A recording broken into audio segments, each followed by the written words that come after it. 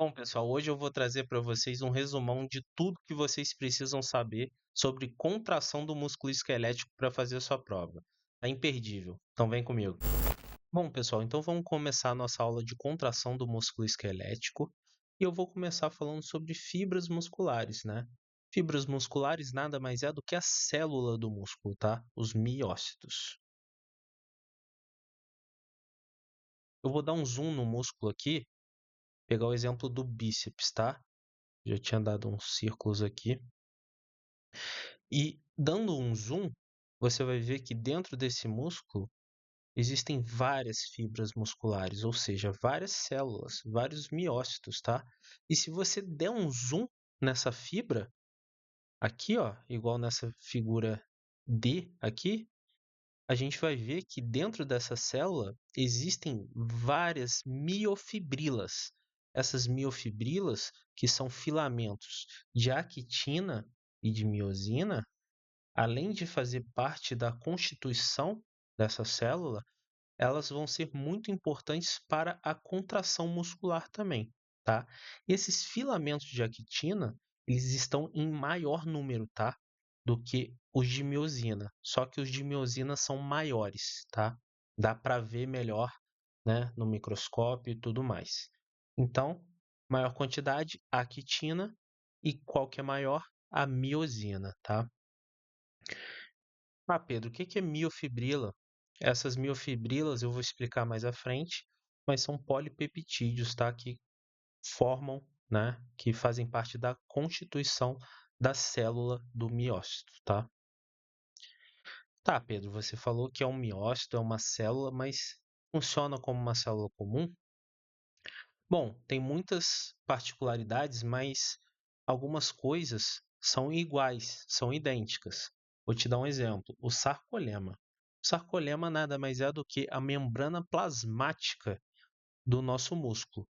E esse sarcolema, ele vai de tendão a tendão, né, fazendo, né, a sobreposição ali do músculo, né, a membrana sobre esse músculo ali, tá? E vai ser a nossa membrana plasmática, famosa sarcolema, tá? A gente vai ter o sarcoplasma também, tá? O que que é o sarcoplasma? Nada mais é do que o líquido intracelular, a mesma coisa que o plasma da nossa célula comum.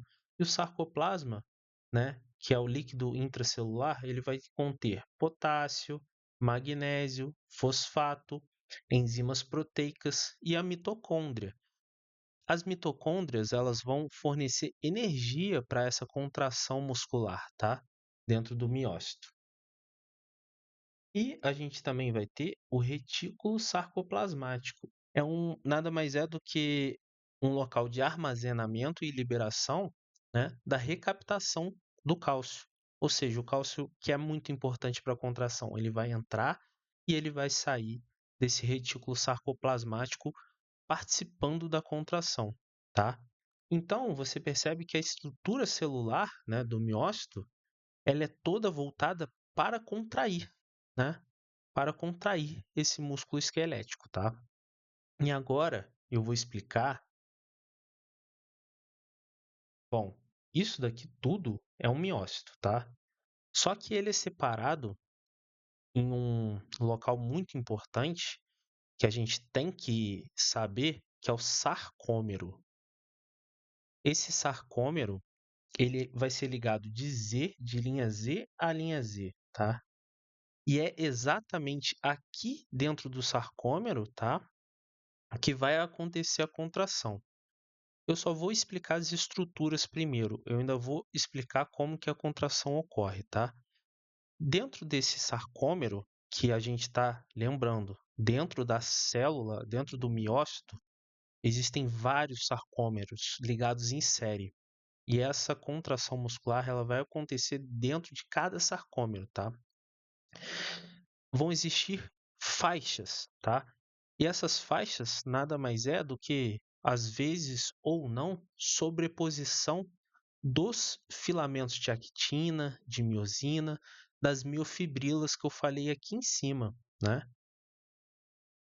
Essas miofibrilas que estão dentro, né, das fibras musculares, né, da minha célula, Dependendo da posição e da sobreposição, elas vão deixar uma cor, né? E vão ser chamadas de faixas, tá? E quando é uma faixa I, é uma faixa clara, ou seja, clara que tem apenas a quitina. Por que que tem apenas a quitina? Eu já falei, a quitina tem um tamanho menorzinho, tá? Apesar dela estar em maior número, ela tem um tamanho menor. E se só tiver a quitina nessa faixa que eu vou mostrar aqui para você, essa daqui, ó, só tem a quitina. Então, vai ser uma faixa I. Olha aqui, tá clarinha ali. Então, uma faixa I. Só tem a quitina, tá clarinha, tá? E a faixa A, Pedro? A faixa A são escuras, tá? Tem miosina e actina, tá? Aqui a faixa A. Existe sobreposição dessa banda A, né? Existe sobreposição de actina e miosina aqui, ó. A banda A aqui. A actina é esse pequenininho aqui, tá? E a miosina já é esse grandão aqui, ó. Vários sobrepostos. Aqui é uma banda A, tá? Então tem sobreposição da miosina com a actina ali, ok? Tá. E o disco Z? O disco Z é o que limita o sarcômero, tá? Se limita o sarcômero, o disco Z aqui, de Z a Z, também chamado de linha Z, não tem nada a ver essa linha Z com a actina e a miosina, mas essa linha Z ela prende, né, tanto a quitina aqui, nesse canto, como nesse canto aqui. E eu vou mostrar aqui mais à frente, prende a tinina também, que é um polipeptídeo também muito grande, tá? Muito pesado, que vai segurar essa miosina aqui. Nem tá a representação, mas aqui tem uma molécula de tinina presa nessa linha Z aqui, tá? Presa nessa linha Z. Então, essa linha Z, além de delimitar o tamanho do sarcômero, tá? Para ocorrer essa contração, ela vai fazer parte da estrutura, né? Ela vai segurar. E também é uma molécula de polipeptídeo ali, mais diferente da actina e da miosina, que vai fazer esse papel estrutural, né? E de delimitação do sarcômero, tá? E tem a banda H. A banda H é somente a miosina, ou seja, aqui a banda H, ó, não tem a actina, ela não vai até aqui. Já é uma banda mais escura do que a faixa I, tá? Por quê? Porque a miosina tem um maior tamanho, como eu disse, mas ela está em menor número, tá? Agora eu já até mostrei o slide anterior, posterior aqui. Essa molécula de tinina, ela faz parte da estrutura também, tá? Ela segura ali, aqui é a miosina, tá? Essa molécula grande aqui. E essa molécula de tinina, ela segura até a linha Z aqui, essa molécula de miosina, tá? Esse polipeptídeo, né? Essa miofibrila de miosina. Então a tinina ela tem um papel estrutural ali, né, para segurar, né, para equilibrar essas moléculas de miosina, muito importante. Bom, pessoal, agora eu vou falar das miofibrilas aqui em separado para a gente entender como é que faz, como é que acontece a contração, tá? E a primeira vai ser o filamento de miosina, tá? Que é essa mais central aqui, tá? Filamento de miosina, que é a mais pesada, a que mais aparece, né? A que tem o maior tamanho, tá? É o filamento de miosina. Ela possui, né, duas cadeias pesadas. Essas cadeias pesadas, elas vão fazendo uma espiral ali, elas vão se aglomerando, né? Elas vão se trançando, aí elas formam a cauda, tá? Isso que a gente está analisando aqui é um filamento de miosina, tá? E essa cadeia pesada trançada vai formar a cauda. Então, a cauda ela só tem em um filamento de miosina, que constitui de duas cadeias pesadas ali trançadas, tá? Aí a gente vai ter também a formação das cabeças, tá? Essas cabeças, elas possuem duas cadeias leves de cada lado, tá? Ou seja, duas cabeças aqui, tá? E elas vão ter duas cadeias leves de cada lado. Essas cadeias pesadas, né? Perceba que no fim desse filamento de miosina, vai uma cadeia pesada para cada lado, né? E vai sustentar duas cadeias leves de cada lado, ou seja, quatro cadeias leves no total. Perfeito? Tá. Agora a gente precisa entender como que isso funciona num todo. Ou seja, essa cauda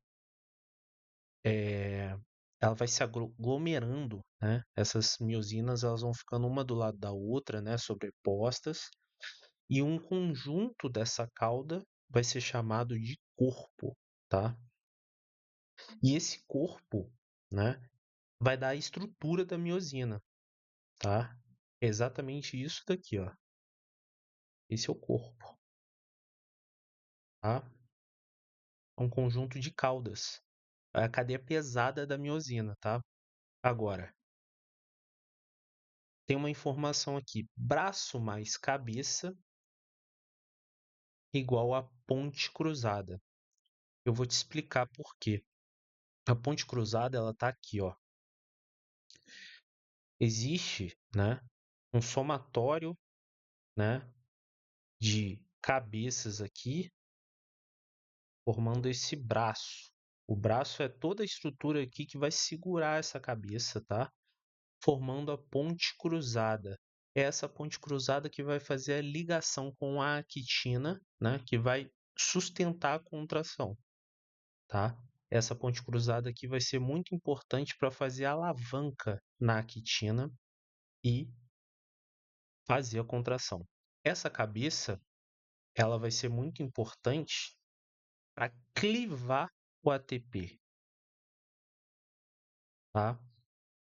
Ela tem essa capacidade de clivar o ATP, ou seja, o ATP está ali, né?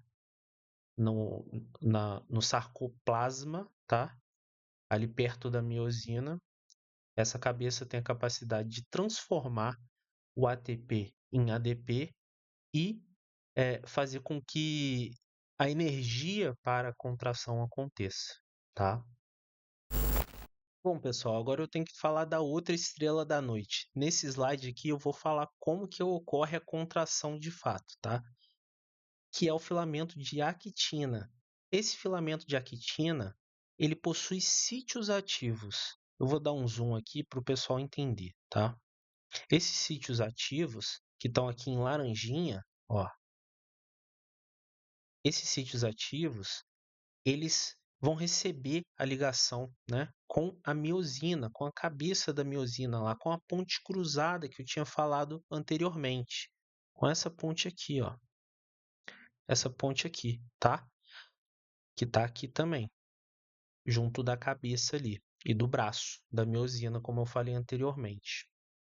Só que esse sítio ativo ele fica ocupado, né, por uma fita aqui que a gente está vendo em espiral passando ali, cobrindo o sítio ativo, que é a molécula de tropomiosina.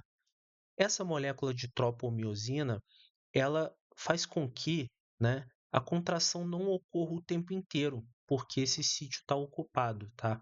E esse sítio ele só vai ser descoberto na presença de cálcio, devido a uma molécula que está aqui na foto também, que é a troponina, tá? Existe a troponina I, a troponina T e a troponina C. A mais importante é a C. Por que, que a mais importante é a C? Porque ela que vai atrair o cálcio para essa dança. É ela que vai atrair o cálcio para essa dança. Por quê? Ela vai atrair esse cálcio, tá? E vai fazer esse cálcio, ele vai excitar essa molécula de actina e a tropomiosina e vai fazer com que esse sítio ativo ele fique descoberto. Aí sim, ocorrendo, né, uma excitação, né, um estímulo para a presença ali, né, da ponte cruzada, fazer com que ocorra essa ligação com o sítio ativo na clivagem de um ATP, porque energia tem que ser queimada para ocorrer a contração muscular. Aí, essa ponte cruzada ela se liga nesse sítio ativo e ocorre a contração muscular, tá? Então, perceba que todas essas moléculas elas são importantes, né? Cada uma com a sua função, né? Mas todas são importantes.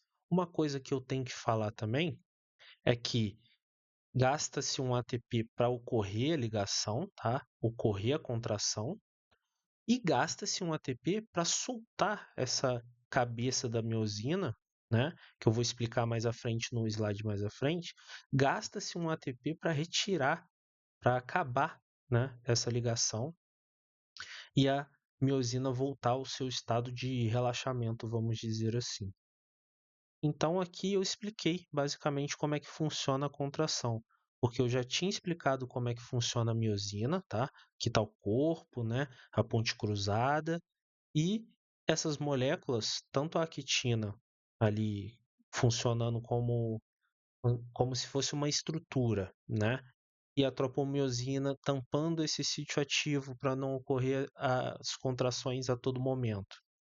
E a troponina fazendo a atração tão muito mais importante do cálcio e da própria actina, né? E da própria tropomiosina também, essa troponina, todas as moléculas são muito importantes para a contração, tá? E é assim que ela ocorre. E agora, nada mais é do que o mecanismo de catraca, que é o da contração, como que acreditam que a contração ocorre, né?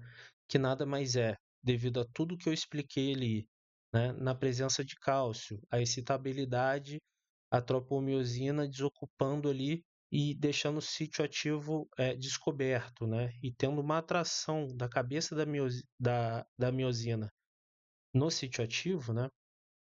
Vai fazer com que, né? Aconteça dessa forma, né? Vai ter uma dilatação, né? E ela vai ocupar o sítio ativo e vai fazer um movimento de força. Teoricamente, né, esse ir adiante é que ela vai buscar depois o próximo sítio ativo, tá? Nada mais é do que isso. Mas é da forma como eu expliquei aqui em cima, tá tudo esquematizadinho, bonitinho, tá? Uma coisa também que eu vou colocar aqui, né, é eu explicando resumidamente como ocorre desde o potencial de ação até a contração muscular do músculo esquelético, tá? Eu vou colocar um cardzinho aqui do nosso shorts explicando basicamente tudo, tá? Quem tiver curiosidade desde o potencial de ação até a contração muscular, clica aí no vídeo para ver o nosso shorts. Agora, uma coisa importante também é como que são fornecidas a energia, né, para ocorrer a contração. É através do ATP, que vai estar lá, né, no sarcoplasma ali, né? É através da fosfocreatina, né? Por isso que a creatina é muito importante, né? O pessoal da musculação aí conhece essa molécula, né, para dar energia para o músculo, né? Fazer com que a fadiga muscular não aconteça tão rápido. É por causa que a fosfocreatina, né? A creatina ela se liga a um fósforo ali, e o fósforo ele também está aqui no ATP, tá vendo? E o que que acontece? Essa fosfocreatina ela também pode fornecer energia para o músculo, tá? Só que é cerca de menos de 5%, tá? Também pode ocorrer, né, glicogenólise ali, a quebra do glicogênio em ácido pirúvico e ácido lático, ou seja, quando eu faço exercícios extremos, primeiro dia de musculação ali que eu não estou muito acostumado, ocorre uma quebra de glicogênio, aí vai ter muito ácido lático, é por isso que dói daquela forma, né? Agora, o que mais fornece energia é o metabolismo oxidativo, tá? de origem da nossa alimentação cotidiana. São carboidratos, lipídios e proteínas. Tudo isso vai ser, né, convertido ali em glicose para gerar nossa energia de fato, tá? Agora a gente pode diferenciar as fibras, tá? As fibras, elas podem ser chamadas de fibras rápidas ou brancas, que são comumente as dos bodybuilders ali. Eu vou explicar, eu fiz essa esquematização para o pessoal entender, né? Elas são maiores e elas dão mais força de contração, tá? Ela possui um retículo plasmático extenso, ou seja, ela tem que fornecer mais cálcio ali para ocorrer essa contração, tá? Por isso que dá mais força. Grande quantidade de enzimas glicolíticas, ou seja, vai ocorrer, né, a quebra da glicose ali e até do glicogênio, tá?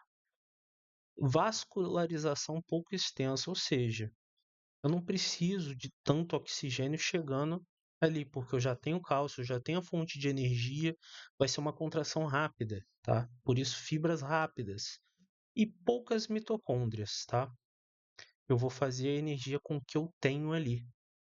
Aí o que que acontece? A pessoa fica com o músculo como se fosse um bodybuilder. Os bodybuilders têm fibras rápidas ou brancas, tá? E as fibras lentas ou vermelhas são maratonistas. Por quê? São fibras menores. Perceba que o maratonista ele não é magro, ele é super forte, só que ele possui fibras diferentes para um modelo de força diferente que ele faz. Fibras nervosas mais finas, uma vascularização muito mais intensa, porque esse oxigênio ele tem que chegar o tempo inteiro. Por quê? É muito mais por causa da duração da contração muscular, tá? Porque essa reserva de glicose e glicogênio do músculo que vai fornecer energia, ela acaba rápido. Ou seja, uma pessoa que é um maratonista e corre 45 quilômetros, por exemplo, ela precisa então que o oxigênio chegue muito rápido no músculo para não deixar esse músculo morrer, entende? Né? Até mesmo para levar metabólitos ali para fornecer energia também. Então, é preciso uma vascularização mais intensa.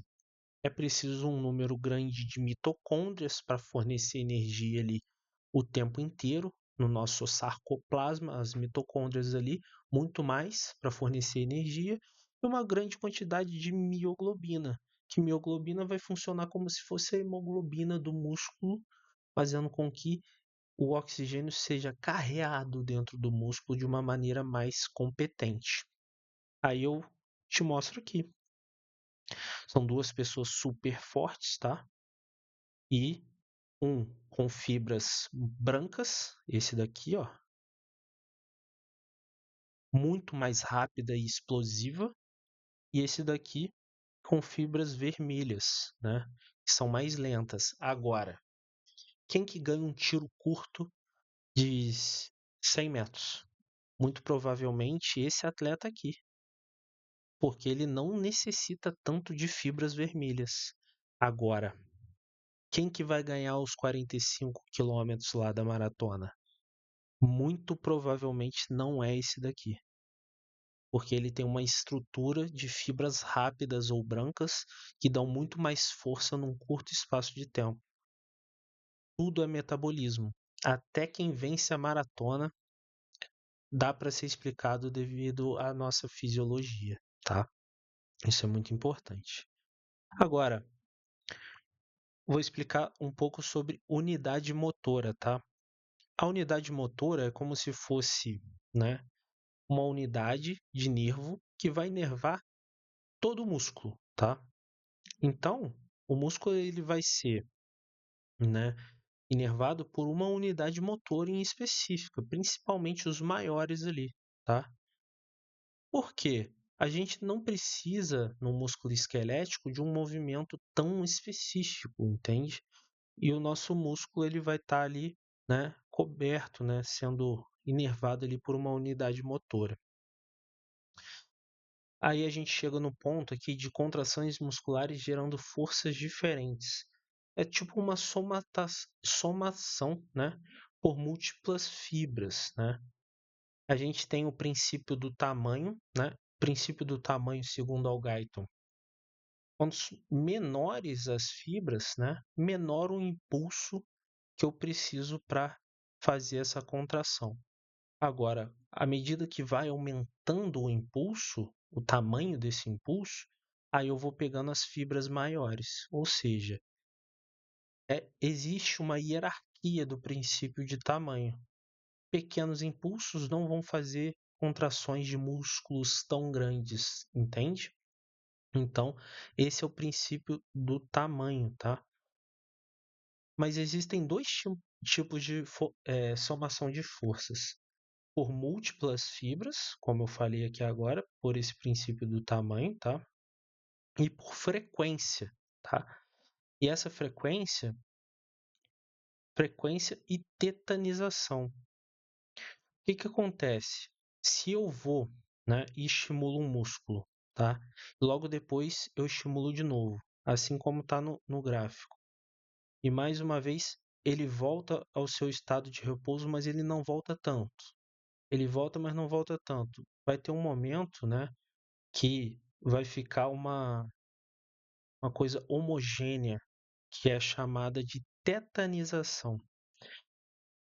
É praticamente uma força de contração muscular linear, tá?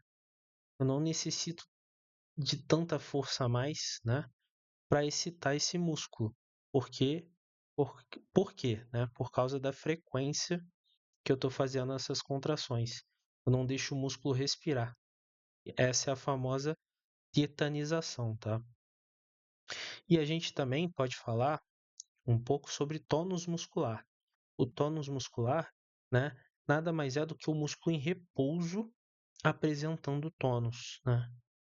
Esse tônus ele tem que ser frequente, né? Não dá para ter hipotonia, tá?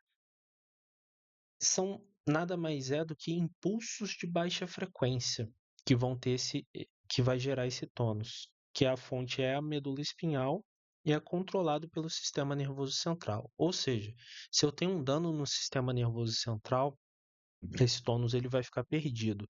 Mas uma coisa muito importante também é que são impulsos de baixa frequência que vão gerar esse tônus, tá? E se fosse de alta, aí pelo princípio do tamanho, aí fibras de maior tamanho iam gerar e ia dar uma contração muito mais vigorosa do que apenas um tônus de sustentação. Então, tudo está interligado, tá? E uma coisa importante também da gente falar é da fadiga muscular, né? Da famosa, né? E o que que causa a fadiga muscular? Contração fortes e longas, né? Tô fazendo contração muito forte e longa ali na academia. Uma hora vai dar fadiga, depressão de glicogênio, ou seja, eu estou sem reserva de energia.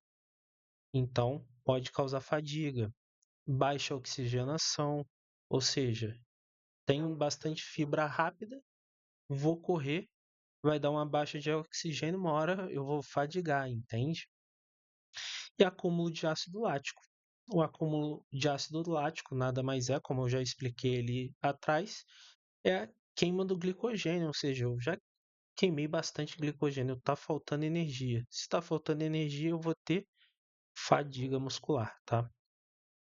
E uma proteção contra a fadiga é basicamente ter fibra vermelha, né? Que é a vascularização, mais mitocôndria, né? Exercícios e mais enzimas oxidativas. Para quê? Né? Para levar essa energia, né? Pela vascularização ali até o meu músculo, tá? E uma coisa importante da gente salientar aqui é sobre hipertrofia e atrofia, para encerrar nossa aula. A hipertrofia é um aumento dos filamentos de actina e miosina. Muita gente pensa que está deformando esse músculo. Não, mas só está crescendo essas miofibrilas ali, tá? E gera um aumento de quantidade, tá? Para fazer melhor a contração. Então, quanto mais hipertrofia, né, melhor a contração do músculo, tá? É muito estimulado pela carga, ou seja, eu vou evoluindo a carga e eu vou ganhando mais hipertrofia, né?